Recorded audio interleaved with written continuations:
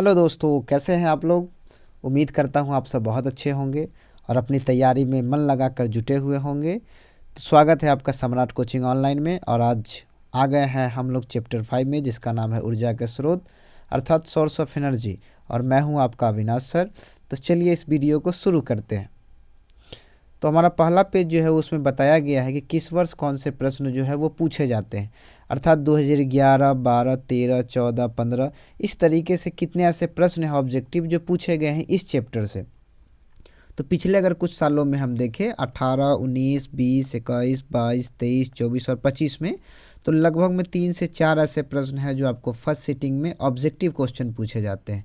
और first sitting में ही जो लघु उत्तरीय अर्थात 2 मार्क्स का क्वेश्चन आता है वो आपको 1, 1, 2 अर्थात 1 या 2 प्रश्न आपको देखने को ही मिलते हैं।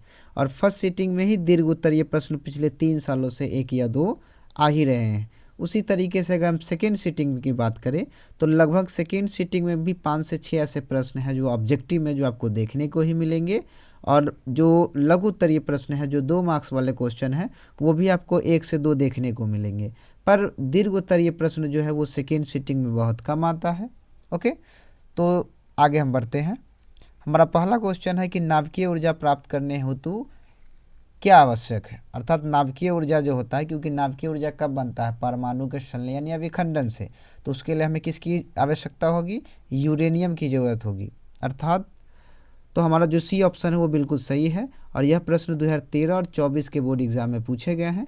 ये बहुत इंपॉर्टेंट प्रश्न है, ऐसे प्रश्न हमेशा आते हैं, इसको भी मार्क कर लीजिए। तो आपको याद करना है कि नाभिकीय ऊर्जा प्राप्त करने के लिए हमें यूरेनियम की जरूरत पड़ती है। नाभिकीय ऊर्जा कब बनता है, परमाणु के संलयन या विखंडन से। सेकेंड प्रश्न है निम्न में से उत्तम ऊर्जा का स्रोत कौन सा है। तो आपको मालूम होना चाहिए कि उत्तम ऊर्जा कौन होता है, जो प्रदूषण कम फैलाए, जिसका ज्वलन ताप अत्यधिक हो, जिसका भंडारण बहुत ही आसानी से हो जाए, उसको हम उत्तम ऊर्जा कहते हैं। और इसका सबसे अच्छा एग्जाम्पल है आपका बायोमास। तो डी हमारा आंसर जो है बिल्कुल सही है। यह प्रश्न 2019 के बोर्ड एग्जाम में पूछे गए प्रश्न है। तीसरा प्रश्न है निम्नलिखित में से कौन सा स्वच्छ ऊर्जा स्रोत है। स्वच्छ जो ऊर्जा का स्रोत है इसमें आपका प्राकृतिक गैस ऊर्जा का स्वच्छ स्रोत है। और यह जो प्रश्न है 2019 के एग्जाम में, 2024 के बोर्ड एग्जाम में पूछे जा चुके हैं। और ऐसे प्रश्न बहुत इंपॉर्टेंट है। ये प्रश्न चैप्टर जो है वो आपके लिए बहुत इंपॉर्टेंट है, क्योंकि 5 से 6 ऑब्जेक्टिव आपको देखने को ही मिलेंगे। जो हमारा चौथा प्रश्न है उत्तम ऊर्जा का स्रोत हुआ होता है, अभी मैंने आपको पीछे बताया कि उत्तम ऊर्जा का स्रोत आप किसे कहते हैं। तो जो सरल से सुलभ हो सके, मतलब सरलता से प्राप्त हो के सके हमें, जो प्राप्त एकांक आयतन तथा प्रति एकांक आयतन द्रव्यमान में अधिक कार्य करे। जी बिल्कुल सही कह रहा है। जिसका भंडारण तथा परिवहन आसानी से हो, मैंने आपको बताया था। अब प्रदूषण कम फैलाए, वैसे गुणों को हम क्या कहते हैं, उत्तम ऊर्जा कहते हैं। जिसमें से इनमें से सभी जो हमारा डी ऑप्शन है वो बिल्कुल सही है। यह प्रश्न 2022 के सेकेंड सिटिंग में पूछा जा चुका है। पांचवा प्रश्न है निम्नलिखित में से कौन सा ऊर्जा स्रोत और सौर ऊर्जा के व्युत्पन्न नहीं है, अर्थात उल्टा नहीं है। यह जो प्रश्न है हमारा 2020 के और 23 के बोर्ड एग्जाम में आ चुके हैं कि हमें जो सौर ऊर्जा से प्राप्त नहीं होता है उसके बारे में बताना है। तो इसमें क्या होगा, नाभिकीय ऊर्जा, क्योंकि मैंने अभी बताया कि नाभिकीय ऊर्जा किससे प्राप्त होता है, परमाणु के संलयन या विखंडन से। और बाकी सब जो है वो तो सौर ऊर्जा से प्राप्त होता है। और नाभिकीय ऊर्जा हमके किससे प्राप्त होता है, यूरेनियम से। तो ये आंसर बिल्कुल सही है, पाँचवा का सी आंसर है। छठा का निम्न में से कौन सा ऊर्जा का प्रदूषक मुक्त स्रोत है। कौन है जो प्रदूषण नहीं फैलाता। सौर ऊर्जा भी प्रदूषण नहीं फैलाती है, वैद्युत ऊर्जा भी नहीं फैलाती है, और पवन ऊर्जा भी नहीं फैलाती है। अर्थात जो हमारा डी ऑप्शन इनमें से सभी ये बिल्कुल सही जवाब है, क्योंकि तीनों प्रदूषण नहीं फैलाती है।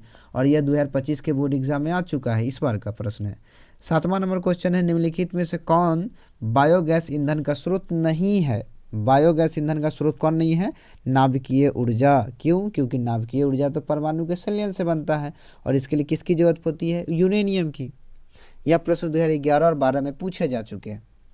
8वां नंबर क्वेश्चन है कि पवन विद्युत जनित्र में पवन की चाल कम से कम कितनी होनी चाहिए। यह 2014 और 24 में पूछे गए प्रश्न है और ये बहुत इंपॉर्टेंट प्रश्न है।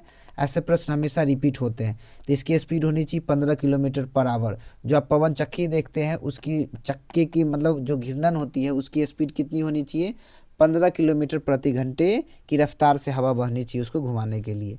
नमक प्रश्न है कि जीव द्रव्यमान ऊर्जा स्रोत का उदाहरण निम्नलिखित में से कौन नहीं है। पूछ रहा नहीं है, फिर वही प्रश्न, नहीं होगा तो कौन होगा, नाभिकीय ऊर्जा। क्यों, क्योंकि ये यूरेनियम से बनता है। यह 2024 में पूछा जा चुका है। 10वां नंबर क्वेश्चन है कि निम्न में से कौन परंपरागत ऊर्जा का स्रोत है।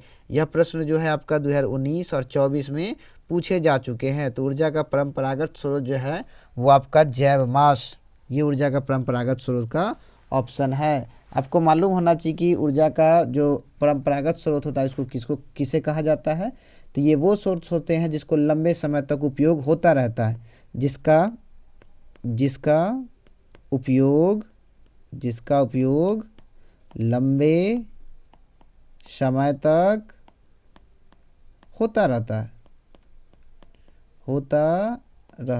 है। ऐसे स्रोत को हम क्या कहते हैं, परंपरागत स्रोत कहते हैं। और ये परंपरागत स्रोत का ऑप्शन जो है वो जैव मास बिल्कुल सही है। 11 नंबर प्रश्न है कि गर्म जल प्राप्त करने के लिए हम सौर सेल जल तापक का उपयोग किस दिन नहीं कर सकते हैं। जिस दिन जिस दिन सूरज नहीं निकलेगा उस दिन हम उसका उपयोग नहीं कर सकते, अर्थात बादलों वाले दिन हम नहीं कर सकते हैं, क्योंकि सौर सेल चलाने के लिए हमें सूर्य के प्रकाश की आवश्यकता होगी और बादलों वाले दिन वो नहीं रहेगा, तो हम उसका उपयोग नहीं कर सकते हैं। यह प्रश्न 2020 में पूछा जा चुका है। 12 नंबर क्वेश्चन है कि डीजल का उपयोग कहाँ होता है। यह प्रश्न 2021 में पूछा जा चुका है। तो आपको मालूम होना चाहिए कि डीजल का उपयोग भारी वाहनों में होता है, जी बिल्कुल।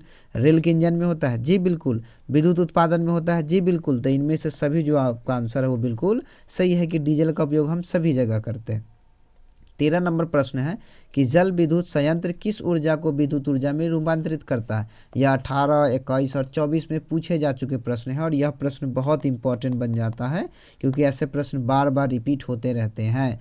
तो विद्युत संयंत्र ऊर्जा को किस ऊर्जा में कन्वर्ट करता है। तो यह स्थितिज ऊर्जा में कन्वर्ट करता है, काइनेटिक एनर्जी में कन्वर्ट करता है। 14 नंबर प्रश्न है कि जीवाश्म ईंधन का क्या उदाहरण है। जीवाश्म ईंधन क्या होता है कि जब धरती के नीचे से यानी कि भूपर्पटी से लाखों करोड़ों वर्ष बाद जो ईंधन प्राप्त होते हैं उसको जीवाश्म ईंधन कहा जाता है। तो इसके उदाहरण पेट्रोलियम और कोयला जो है वो दोनों बिल्कुल सही है, अर्थात हमारा सी ऑप्शन है, ए और बी दोनों।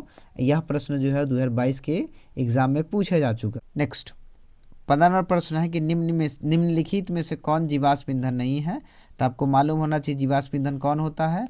जो लाखों करोड़ों वर्ष बाद जो भूपर्पटी के नीचे बनते हैं उसको जीवाश्म ईंधन कहा जाता है। और वह कौन सा ईंधन नहीं है, तो बायोगैस इसका ईंधन नहीं है, क्योंकि बायोगैस का मुख्य घटक कौन सा होता है, मीथेन। तो यह जो है वो उसका घटक नहीं है और जीवाश्म ईंधन कौन नहीं होगा, बायोगैस। तो 15 का ए जो आंसर है वो बिल्कुल सही है। 16 नंबर प्रश्न में आते हैं जीवाश्म ईंधन की ऊर्जा का वास्तविक स्रोत क्या है। जीवाश्म ईंधन जो ऊर्जा है उसका वास्तविक स्रोत क्या है, तो उसका वास्तविक सोर्स सूर्य है। यह 2014 और 13 में पूछा जा चुका प्रश्न है। 17 नंबर क्वेश्चन है निम्नलिखित में से कौन ऊर्जा का अनवीकरणीय स्रोत है। अनवीकरणीय स्रोत क्या होता है, वैसा स्रोत जो समाप्त हो जाए, क्या हो जाए, जो समय के साथ क्या हो जाए, समाप्त हो जाए। जो समाप्त हो जाता है उसको कौन सा स्रोत कहते हैं, अनवीकरणीय स्रोत। और जो समाप्त नहीं होता उसको नवीकरणीय स्रोत कहते हैं।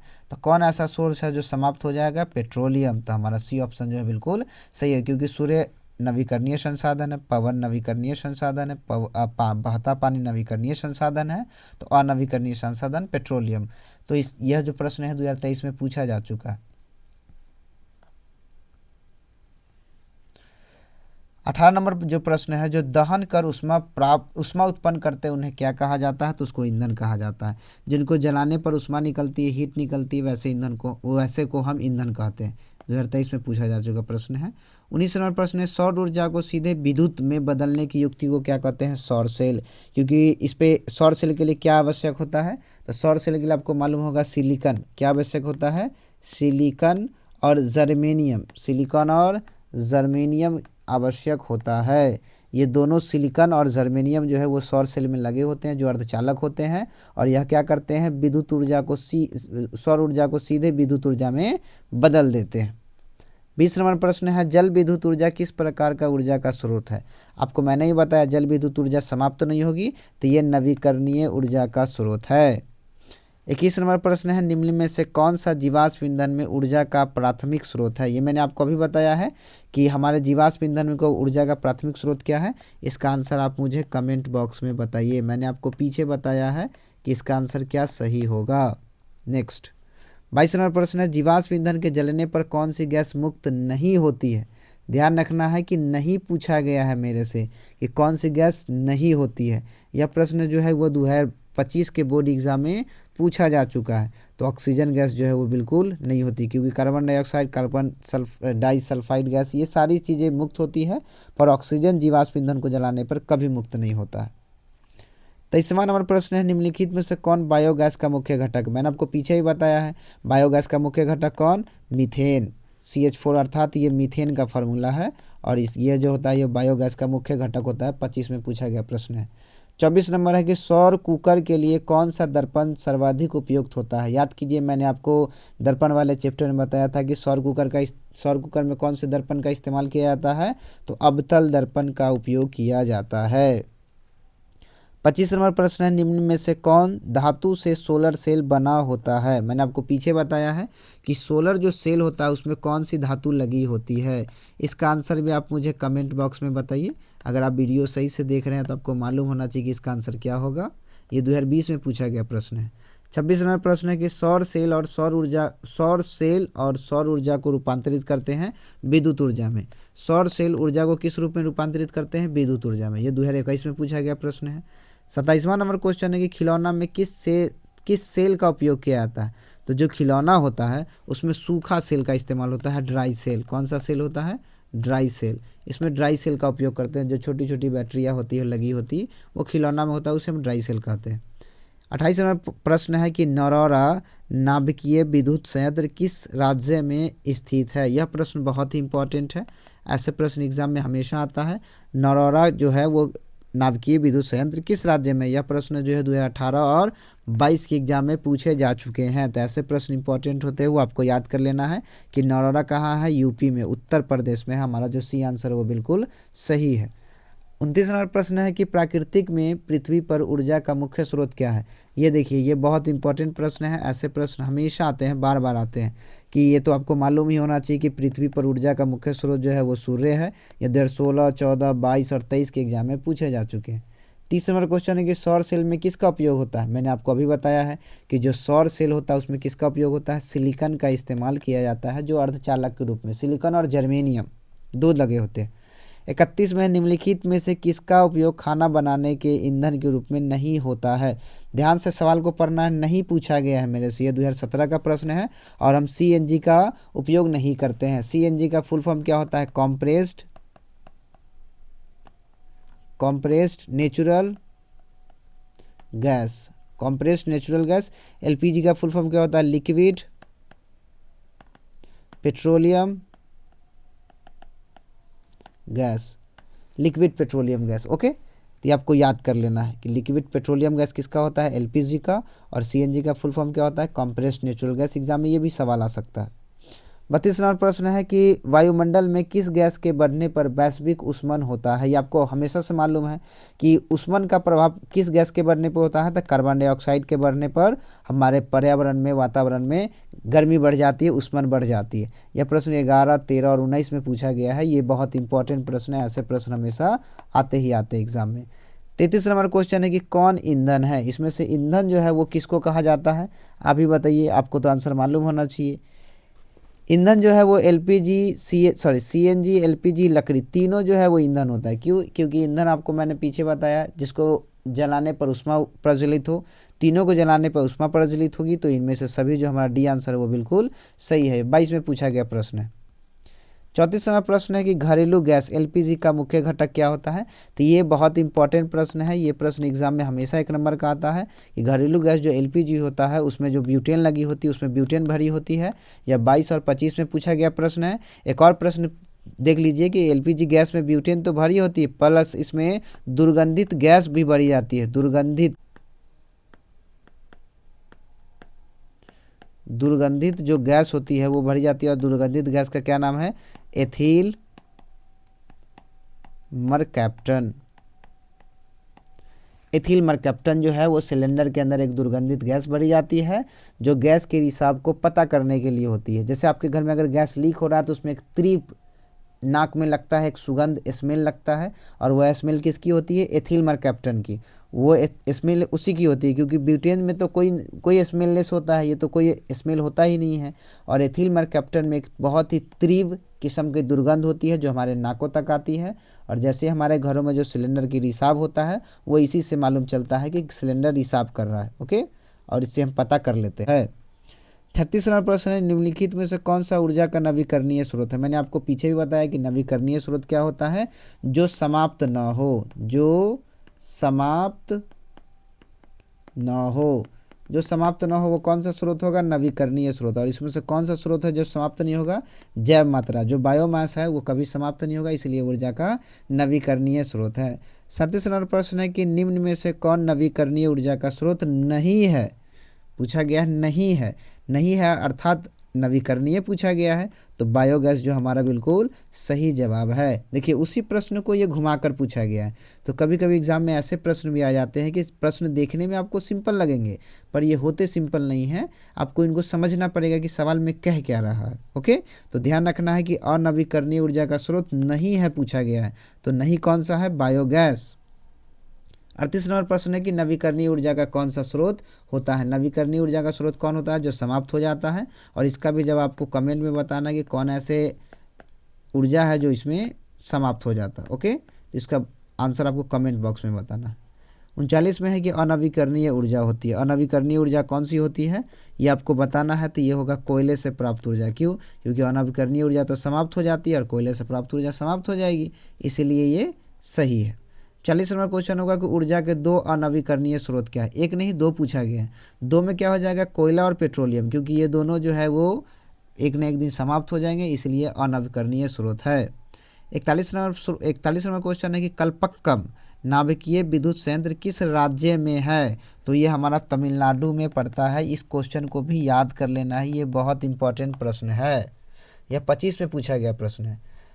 42 नंबर प्रश्न है कि निम्न में से किस रूप में महासागरों में ऊर्जा उपलब्ध होती है। तो आपको मालूम होना चाहिए कि महासागरों में, यानी कि महासागरों में जो ऊर्जा होती है वह ज्वारीय ताप में, तरंग ऊर्जा में और सागरीय तापीय ऊर्जा तीनों में संरक्षित होती है, अर्थात इनमें से सभी तीनों से हम ऊर्जा उपलब्ध करा सकते हैं। 43 नंबर प्रश्न है कि तारापुर नाभिकीय विद्युत संयंत्र किस राज्य में स्थित है, तो ये कहाँ पड़ता है हमारा, महाराष्ट्र में। ये पड़ता है आपका महाराष्ट्र में, गुजरात में नहीं पड़ता, ये महाराष्ट्र में पड़ता है। कहाँ पड़ता है, महाराष्ट्र में, ये हमारा महाराष्ट्र में पड़ता है। तारापुर हमारा कहाँ पड़ता है नाभिकीय संयंत्र, ये महाराष्ट्र में पड़ता है। तो ये रहा हमारा आज चैप्टर 5 का PYQ ऊर्जा के स्रोत। तो आपने देखा बहुत अच्छे से आपको कौन कौन से प्रश्न ऐसे आते थे जिसको जवाब आपको पहले से ही मालूम था। आई होप अपनी परीक्षा की तैयारी को बहुत अच्छे से कर रहे होंगे, बहुत मन लगा कर रहे होंगे और आपको बहुत मज़ा आ रहा होगा पढ़ने में। तो तब तक के लिए आप पढ़ते रहिए, मुस्कुराते रहिए। जय हिंद, जय भारत।